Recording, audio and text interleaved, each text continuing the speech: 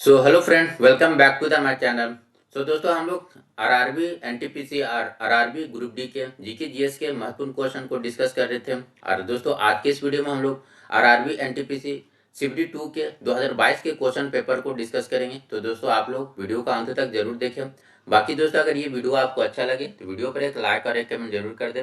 Video को ज़्यादा से ज़्यादा अपने दोस्तों के साथ शेयर करें। और जो लोग मेरे चैनल पर पहली बार विजिट कर रहे हैं वो लोग दोस्तों चैनल को जरूर सब्सक्राइब कर ले, क्योंकि आपको इस चैनल पर दोस्तों आरआरबी से रिलेटेड सारे जीके जीएस के महत्वपूर्ण क्वेश्चन को हम लोग डिस्कस करेंगे। तो आप लोग दोस्तों चैनल को जरूर सब्सक्राइब कर लें। बाकी दोस्तों, चलिए आज की इस वीडियो को स्टार्ट करते हैं। तो यहाँ पर आज का जो हमारा पहला क्वेश्चन है, दो व्यक्तिगत ओलंपिक पदक जीतने वाली पहली भारतीय महिला एथलीट कौन बनी है। तो यहाँ पर पहला ही दोस्तों क्वेश्चन आपको ओलंपिक से रिलेटेड मिल गया। तो आप लोगों के लिए इंपॉर्टेंट क्या होगा दोस्तों, जो अभी 2024 का जो ओलंपिक हुआ है, 2024 का जो पेरिस ओलंपिक हुआ है, तो इससे रिलेटेड आप दोस्तों सारे क्वेश्चन कर लें। खासकर उन व्यक्तियों का नाम जरूर याद रखें जिन्होंने जो है इस ओलंपिक में मेडल जीता है। तो ये 2024 पेरिस ओलंपिक आप लोगों के लिए इंपॉर्टेंट है, तो आप लोग इसे कर लें। बाकी यहाँ पर जो दोस्तों हमारा क्वेश्चन क्या है, दो व्यक्तिगत ओलंपिक पदक जीतने वाली पहली भारतीय एथलीट कौन बनी है दोस्तों। तो इनका नाम है पीवी सिंधु, यानी जहाँ करेक्ट आंसर होगा ऑप्शन बी हो जाएगा। ठीक है, ये पीवी सिंधु पहली ऐसी भारतीय महिला एथलीट है जिन्होंने दो व्यक्तिगत ओलंपिक पदक जीता है। अब दोस्तों आप लोगों को पता है कि जो पीवी सिंधु है इनका संबंध किस खेल से है। तो पीवी सिंधु का जो संबंध है दोस्तों, ये इनका संबंध बैडमिंटन खेल से है। इन्होंने जो है दोस्तों वर्ष 2016 का रियो ओलंपिक, ठीक है, वर्ष 2016 में जो रियो ओलंपिक हुआ था उसमें इन्होंने कौन सा पदक जीता था दोस्तों। तो वर्ष 2016 के रियो में इन्होंने सिल्वर मेडल जीता था। और उसी तरह आपका जो वर्ष 2020 में हुआ था टोक्यो ओलंपिक, वर्ष 2020 का जो टोक्यो ओलंपिक है इसमें इन्होंने ब्रॉन्ज मेडल जीता था। इस तरह दो व्यक्तिगत ओलंपिक पदक जीतने वाली जो पहली भारतीय महिला एथलीट कौन बन गई थी, तो पीवी सिंधु। तो ये याद रखिएगा, इनका नाम पीवी सिंधु, ये बैडमिंटन से संबंधित है। नेक्स्ट क्वेश्चन देखते हैं दोस्तों, बंगाल राज्य में बंदी विनियमन, ठीक है, बंगाल राज्य में जो है ये बंदी विनियमन कब लागू किया गया था। तो बंगाल राज्य में बंदी विनियमन दोस्तों ये 1818 में लागू किया जाता है, यानी जो करेक्ट आंसर होगा ऑप्शन डी हो जाएगा। अगले क्वेश्चन की तरफ चलते हैं। नेक्स्ट क्वेश्चन है हमारा हुलूविस, हुलीवेस, हुलीवेस जो है ये किस तटीय क्षेत्र का जो एक लोकप्रिय लोक नृत्य है। तो पहले याद रखिएगा दोस्तों, ये हुलीविस क्या है, तो ये एक प्रकार का लोक नृत्य है। और ये किस राज्य से संबंधित है हुलीविस। तो ये आपका दोस्तों कर्नाटक राज्य से संबंधित है, यानी जहाँ करेक्ट आंसर होगा ऑप्शन सी हो जाएगा। नेक्स्ट क्वेश्चन देखते हैं, निम्नलिखित में कौन जो है भारतीय सशस्त्र बलों का सर्वोच्च कमांडर होता है। ठीक है, भारतीय सशस्त्र बलों का सर्वोच्च कमांडर किन्हें कहा जाता है दोस्तों। तो भारतीय सशस्त्र बलों का जो सर्वोच्च कमांडर होते हैं ये हमारे देश के प्रेसिडेंट होते हैं, यानी जहाँ करेक्ट आंसर होगा ऑप्शन ए हो जाएगा। ठीक है, नेक्स्ट क्वेश्चन देखते हैं। नेक्स्ट क्वेश्चन कौन सा हमारा, नागालैंड के कोन्याक जनजाति के द्वारा, ठीक है, किसके द्वारा, नागालैंड के कोन्याक जनजाति के द्वारा मनाए जाने वाले वसंत उत्सव को किस रूप में जाना जाता है। तो नागालैंड में जो जनजाति है कोन्याक जनजाति, तो उनके के द्वारा मनाए जाने वसंत उत्सव को हम लोग किस नाम से जानते हैं दोस्तों। तो इसे जो हम लोग है दोस्तों एओलांग मोनियो के नाम से जानते हैं, यानी जो करेक्ट आंसर होगा ऑप्शन सी हो जाएगा। नेक्स्ट क्वेश्चन देखते हैं, एक्सेल वर्कशीट में संख्याओं का डिफॉल्ट अलाइनमेंट कौन सा होता है। तो एक्सेल वर्कशीट में जो है संख्याओं का जो डिफॉल्ट अलाइनमेंट होता है वो दोस्तों कैसा होता है, तो राइट अलाइनमेंट होता है, यानी जो करेक्ट आंसर होगा ऑप्शन डी हो जाएगा। नेक्स्ट क्वेश्चन देखते हैं,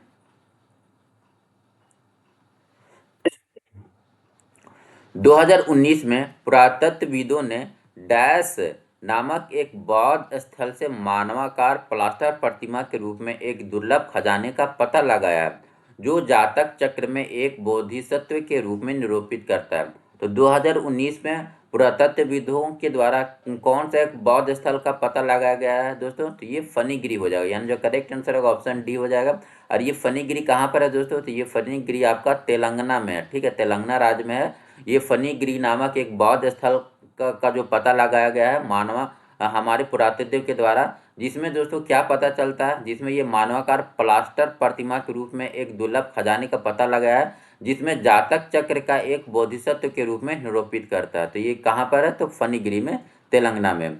नेक्स्ट क्वेश्चन देखते हैं, निम्न में से किस कीबोर्ड शॉर्टकट का उपयोग, ठीक है, यहाँ पर शॉर्टकट की के बारे में पूछा जा रहा है, तो कौन सा जो है कीबोर्ड शॉर्टकट का यूज किया जाता है किसके लिए, तो विंडोज 10 पीसी के लॉक करने के लिए, ठीक है, विंडोज 10 पीसी को लॉक करने के लिए कौन सा शॉर्टकट की यूज किया जाता है, तो इसके लिए दोस्तों हम लोग विंडोज लोगो की +L का यूज करते हैं, यानी जो करेक्ट आंसर होगा ऑप्शन बी हो जाएगा, ठीक है। तो विंडोज 10 पीसी को लॉक करने के लिए शॉर्टकट की क्या यूज किया जाता है, तो विंडोज लोगो की +L का यूज किया जाता है। नेक्स्ट क्वेश्चन है 6 जनवरी 2021 को केंद्रीय राज्य मंत्री विज्ञान एवं प्रौद्योगिकी तथा पृथ्वी विज्ञान मंत्रालय के द्वारा पहला ओपन रॉक संग्रहालय, ये क्वेश्चन अभी भी इम्पोर्टेंट है दोस्तों, तो ये क्वेश्चन आप जरूर ध्यान में रखें कि भारत का पहला ओपन रॉक संग्रहालय का उद्घाटन कहाँ पर किया गया है, तो इसका उद्घाटन दोस्तों ये किया गया है हैदराबाद में, यानी जो करेक्ट आंसर होगा ऑप्शन बी हो जाएगा। नेक्स्ट क्वेश्चन चलते हैं, सिंधु घाटी सभ्यता निम्न में से कौन सा स्थल पंजाब में स्थित है, ये जो ऑप्शन दिया है इसमें से कौन सा जो स्थल है ये पंजाब में स्थित है, तो कोटजी दोस्तों ये कहाँ पर है, तो ये आपको पता होगा, ये आप पाकिस्तान में स्थित है। उसके अलावा ये बनवाली दोस्तों ये हरियाणा में स्थित है, बनवाली कहाँ पर है, तो हरियाणा में। तो ये रोपड़ जो हो जाएगा दोस्तों ये कहाँ पर है, तो पंजाब में स्थित है, रोपड़ कहाँ पर स्थित है दोस्तों, पंजाब में स्थित है। नेक्स्ट क्वेश्चन चलते हैं, राजकुमारी रत्नावली, ठीक है, कि प्रेम कहानी के संबंध में संस्कृत नाटक रत्नावली का जो है ये किसके द्वारा इसका रचना किया गया, रत्ना जो संस्कृत नाटक है रत्नावली, इसके लेखक कौन है दोस्तों, तो ये इसके जो लेखक है हर्ष है, यानी जो करेक्ट आंसर होगा ऑप्शन सी हो जाएगा, जो संस्कृत नाटक रत्नावली इसके लेखक कौन है, हर्ष है। अगला क्वेश्चन देखते हैं, अकबरनामा कितनी पुस्तक में विभाजित है, तो ये जो दोस्तों अकबरनामा है ये टोटल कितने भागों में विभाजित है, तो अकबरनामा दोस्तों ये 3 भागों में विभाजित है, यानी जो करेक्ट आंसर होगा ऑप्शन डी हो जाएगा, ठीक है। ये अकबरनामा के लेखक कौन है दोस्तों, तो अकबरनामा के जो लेखक हैं ये अबुल फजल हैं, ठीक है, अकबरनामा के जो लेखक कौन है, अबुल फजल हैं, ठीक है। उसके बाद अगर आपसे पूछा जाए कि अकबरनामा की ये जो बुक है ये 3 पार्ट में डिवाइडेड है, इसमें जो पहला पार्ट क्या है दोस्तों, तो पहला पार्ट जो है ये क्या बताता है, तो पहला पार्ट जो है अकबर के पूर्वजों के बारे में बताता है। इसके बाद इसका जो दूसरा पार्ट है दोस्तों, तो दूसरा पार्ट अकबर के शासन काल के बारे में बताता है, ठीक है, इसका जो दूसरा पार्ट है ये क्या बताता है, अकबर के शासन काल के बारे में बताता है। और इसका जो तीसरा पार्ट है दोस्तों, तो तीसरा पार्ट क्या बताता है, तो तीसरा पार्ट में जो है दोस्तों विधि विधान जो है उसके बारे में बताया गया है, ठीक है। तो ये अकबरनामा किसके द्वारा लिखा गया, अबुल फजल के द्वारा, ये 3 भागों में विभाजित है। अगला क्वेश्चन देखते हैं, यूएन वर्ल्ड पॉपुलेशन प्रोस्पेक्ट 2019 के अनुसार डैश 2019 में किस देश का जनसंख्या घनत्व सर्वाधिक है, तो यूएन 2019 की रिपोर्ट के अनुसार कौन सा देश का जो है जनसंख्या घनत्व सर्वाधिक हो गया है, तो ये दोस्तों कौन सा देश है, मोनाको हो जाएगा, यानी करेक्ट आंसर होगा ऑप्शन बी हो जाएगा। अगला क्वेश्चन देखते हैं, डैश के द्वारा 15वीं शताब्दी ईस्वी में असम में शास्त्रीय नृत्य शैली को प्रचलित किया गया, तो किसके द्वारा जो है असम के शास्त्रीय नृत्य को प्रचलित किया गया था, या आप ऐसे बोल सकते हैं असम में जो शास्त्रीय नृत्य के जनक किसे कहा जाता है, तो ये दोस्तों हैं कौन, तो महापुरुष श्रीमंत शंकर देव, यानी जहाँ करेक्ट आंसर होगा ऑप्शन डी हो जाएगा। चलते हैं अपने नेक्स्ट क्वेश्चन की तरफ।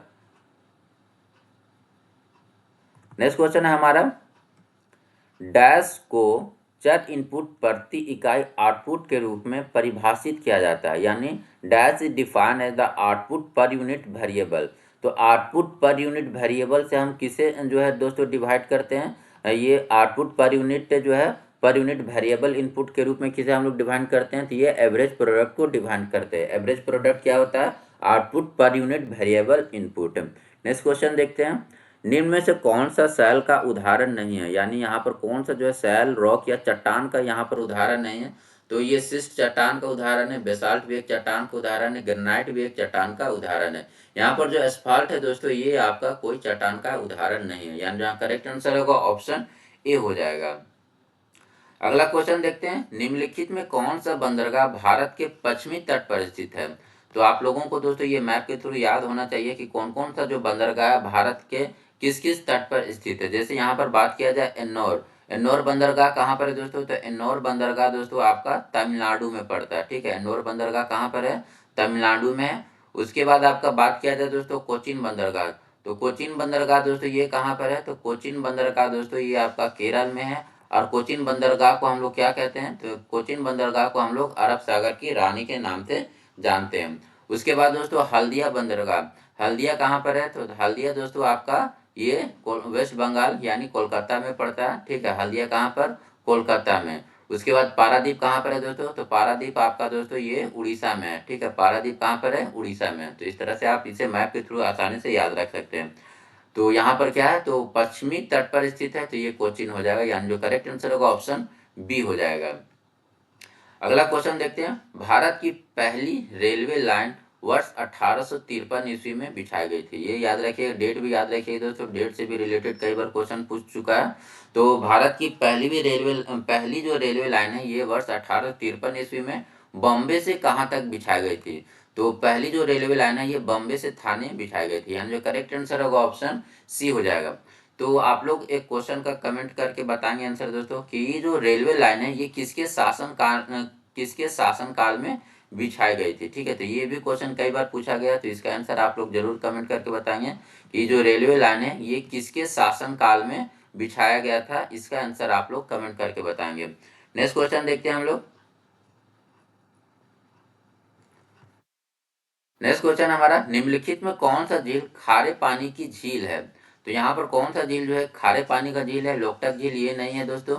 उसके बाद उलर झील ये भी नहीं है, डल झील ये भी नहीं है। तो यहाँ पर जो करेक्ट आंसर होगा ऑप्शन डी हो जाएगा, पुलिकट झील। ठीक है, यहाँ पर जो खारे पानी झील का उदाहरण कौन है, पुलिकट झील। और ये कहाँ पर है दोस्तों, तो ये आपका आंध्र प्रदेश और तमिलनाडु के बॉर्डर में स्थित है। पुलिकट झील कहाँ पर है, आंध्र प्रदेश और तमिलनाडु के आपका बॉर्डर पर स्थित है पुलिकट झील। और ये किस झील का एक उदाहरण है, तो ये खारे पानी का झील का उदाहरण है। अगर बात किया जाए दोस्तों कि सबसे बड़ा खारे पानी झील का उदाहरण कौन सा है, तो सबसे बड़ा जो है खारा पानी का झील का उदाहरण दोस्तों ये है अपना चिल्का झील। ठीक है, चिल्का झील कहाँ पर है, तो ये चिल्का झील दोस्तों आपका उड़ीसा में आ रही है, खारे पानी का सबसे बड़ा झील है। नेक्स्ट क्वेश्चन देखते हैं, निम्न में से कौन सी जीवात्म में वृक्ष का एक उदाहरण है। ठीक है, इसमें से कौन सा जो है एक जीवित जीवात्म वृक्ष का उदाहरण, एक तो जीवात्म का और जीवित भी है। ठीक है, तो ये कौन सा वृक्ष हो जाएगा, तो जिंको बिलोबा, यानी जो करेक्ट आंसर होगा ऑप्शन डी हो जाएगा। जिंको बिलोबा जो है ये जीवात्म वृक्ष का एक उदाहरण है। अगला क्वेश्चन देखते हैं।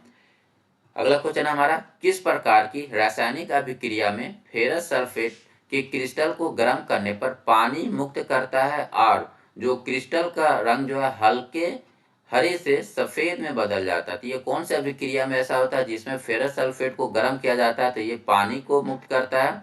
उसके बाद जो फेरस सल्फेट का रंग है ये हल्के हरा रंग से किस तरह हो जाता है, तो हल्का हरा रंग से ये सफेद में बदल जाता है। तो ये हो जाएगा आपका कौन सा अभिक्रिया दोस्तों, तो डीकम्पोजिशन अभिक्रिया में, यानी जो करेक्ट आंसर होगा ऑप्शन सी हो जाएगा। नेक्स्ट क्वेश्चन देखते हैं, निम्नलिखित में से किस देश की कोई भी सीमा समुद्र से नहीं लगती है। तो यानी जो यहाँ पर कौन सा जो ऐसा देश है जो लैंडलॉक है, तो बांग्लादेश ये तो समुद्र से लगता है दोस्तों, पाकिस्तान भी लगता है, म्यांमार भी लगता है। तो यहाँ पर जो करेक्ट आंसर हो जाएगा ऑप्शन डी हो जाएगा। ठीक है, नेपाल का जो सीमा है कोई भी समुद्र से नहीं लगता है। नेक्स्ट क्वेश्चन देखते हैं हम लोग।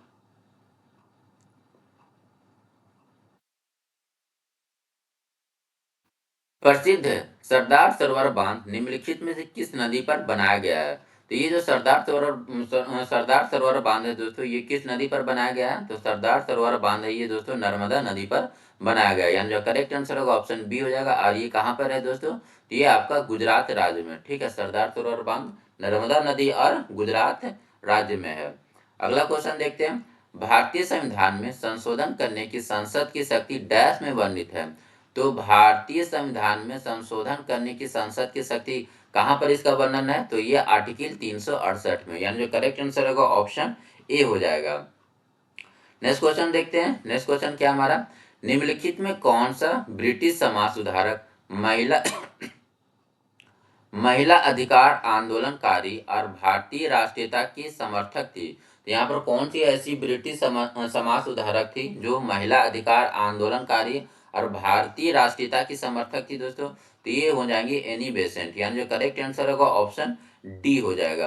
अगला क्वेश्चन देखते हैं, निम्नलिखित में कौन सी आर्थिक गतिविधि प्राथमिक क्षेत्र के अंतर्गत आता है? यानी प्राइमरी सेक्टर के अंतर्गत दोस्तों आप याद रखिए, एक तो खनन आ जाएगा और दूसरा कौन आ जाएगा, एग्रीकल्चर से रिलेटेड यानी कृषि से रिलेटेड जितने कार्य हैं ये किस में आ जाएंगे, तो ये आपके प्राइमरी सेक्टर यानी प्राथमिक क्षेत्र के अंतर्गत आ जाएंगे।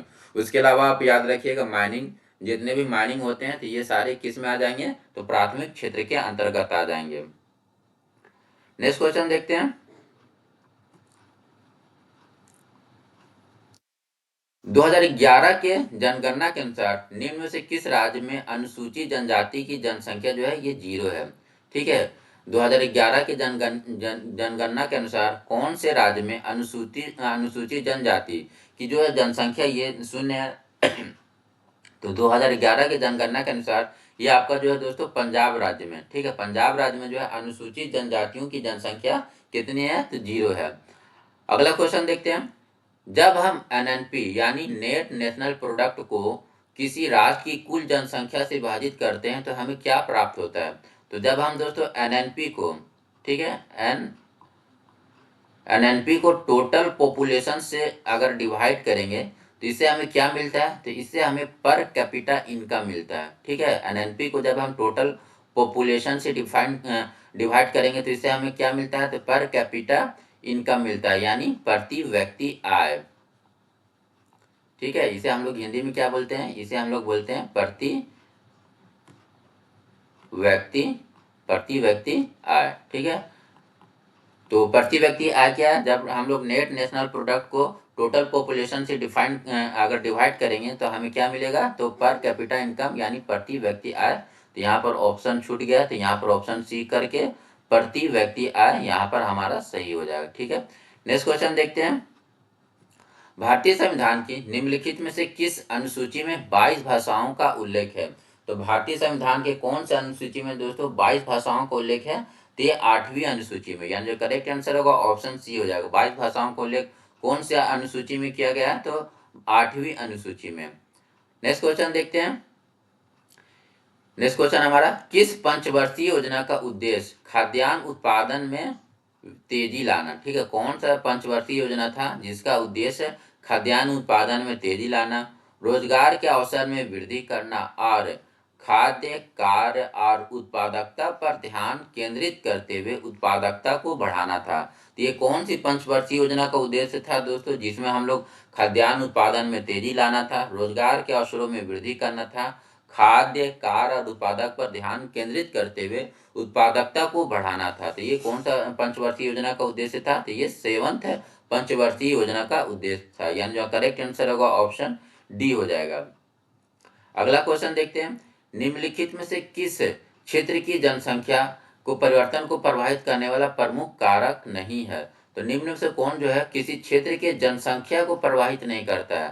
तो ये माइग्रेशन तो करेगा दोस्तों। अगर आपके देश में, अगर हमारे देश में अगर माइग्रेशन ज़्यादा, यानी माइग्रेशन मतलब होता है दूसरे देश के जो है वासी आकर अपने देश में बस जाते हैं, तो उसे हम लोग कहते हैं माइग्रेशन, यानी अवैध आकर आपको बसने लगे तो उसे हम लोग कहेंगे माइग्रेशन। तो इससे हमारे देश की जनसंख्या प्रभावित होगी। डेथ रेट से और बर्थ रेट, इससे भी हमारा देश का जनसंख्या प्रभावित होता है। लेकिन जो ऑक्यूपेशनल कंपोजिशन है इससे हमारे देश की जनसंख्या प्रभावित नहीं होती है, यानी जो करेक्ट आंसर होगा ऑप्शन बी हो जाएगा। अगले क्वेश्चन के तरफ चलते हैं। अगला क्वेश्चन क्या हमारा, भारत में हरित क्रांति के संदर्भ में HYPV का पूर्ण रूप क्या है? तो HYPV का पूर्ण रूप क्या है दोस्तों, तो हाई यील्डिंग वैरायटीज प्रोग्राम, यानी जो करेक्ट आंसर होगा ऑप्शन सी हो जाएगा। HYPV का पूर्ण रूप क्या है, यानी इसका फुल फॉर्म क्या है, तो high yielding varieties programme. Next question है हमारा, दिसंबर 2021 तक प्राप्त जानकारी के अनुसार भारत में उच्च न्यायालयों की संख्या कितनी है? तो अभी जो है करंट में जो है भारत में जो है टोटल उच्च न्यायालय यानी हाई कोर्ट की संख्या कितनी हो गई है दोस्तों? तो हाई कोर्ट में जो भारत की अब संख्या हो गई है ये 25 हो गई है, यानी जो करेक्ट आंसर होगा ऑप्शन बी हो जाएगा। अगला क्वेश्चन देखते हैं। पहली मानव विकास रिपोर्ट संयुक्त राष्ट्र विकास कार्यक्रम UNDP के द्वारा कब प्रकाशित किया गया था? तो पहला जो है ह्यूमन डेवलपमेंट रिपोर्ट कब प्रकाशित किया गया था UNDP के द्वारा? तो ये वर्ष 1990 में, यानी जो करेक्ट आंसर होगा ऑप्शन बी हो जाएगा। और ये जो HDP रिपोर्ट है दोस्तों, ह्यूमन डेवलपमेंट जो है रिपोर्ट, ये किसके द्वारा बनाया गया था? तो महबूब उल हक, ठीक है, महबूब महबूब उल हक, ये एक पाकिस्तानी इकोनॉमिस्ट है। तो ये जो है ह्यूमन डेवलपमेंट रिपोर्ट इन्हीं के द्वारा तैयार किया गया था। तो इसे भी आप याद रखिएगा। और पहला जो ह्यूमन डेवलपमेंट रिपोर्ट था 21 वर्ष से जो प्रकाशित किया गया था, तो वर्ष 1990 में। नेक्स्ट क्वेश्चन देखते हैं, भारतीय संविधान का कौन सा अनुच्छेद उच्च न्यायालय के न्यायाधीशों के द्वारा शपथ या प्रतिज्ञान से संबंधित है? तो उच्च न्यायालय के न्यायाधीशों के द्वारा शपथ या प्रतिज्ञान से संबंधित कौन सा अनुच्छेद है? तो अनुच्छेद 219, यानी जो करेक्ट आंसर होगा ऑप्शन बी हो जाएगा। नेक्स्ट क्वेश्चन देखते हैं, सेब से संबंधित रोग को डैश के रूप में जाना जाता है। तो कौन सा जो रोग है सेब से संबंधित है? तो ये फायर ब्लाइट हो जाएगा, यानी जो करेक्ट आंसर होगा ऑप्शन ए हो जाएगा। नेक्स्ट क्वेश्चन है, लाइकन एक ऐसा जीव है डैश का चेतावनी देता है। तो ये जो लाइकन है दोस्तों, ये कौन से प्रदूषण से संबंधित है? तो अगर आप हमारे क्षेत्र में अगर लाइकन की जनसंख्या अधिक होगी तो ये किसके बारे में बताएगा दोस्तों? तो अगर लाइकन का जनसंख्या अधिक होगा तो ये आपका पॉपुलेशन जो है एयर पॉल्यूशन के बारे में बताएगा, यानी जो करेक्ट आंसर होगा ऑप्शन बी हो जाएगा। ठीक है, तो यहाँ पर दोस्तों हमारा सारा क्वेश्चन खत्म होता है। तो आप लोग कमेंट करके बताएं दोस्तों आप लोगों को जो है आज का ये सीरीज कैसा लगा। बाकी दोस्तों हम लोग नेक्स्ट वीडियो से थोड़े और भी अच्छे अच्छे क्वेश्चन को कलेक्ट करके लाएंगे। बाकी दोस्तों अगर ये वीडियो आपको अच्छा लगा तो वीडियो पर एक लाइक और एक कमेंट जरूर कर दे। Thank you for watching this video.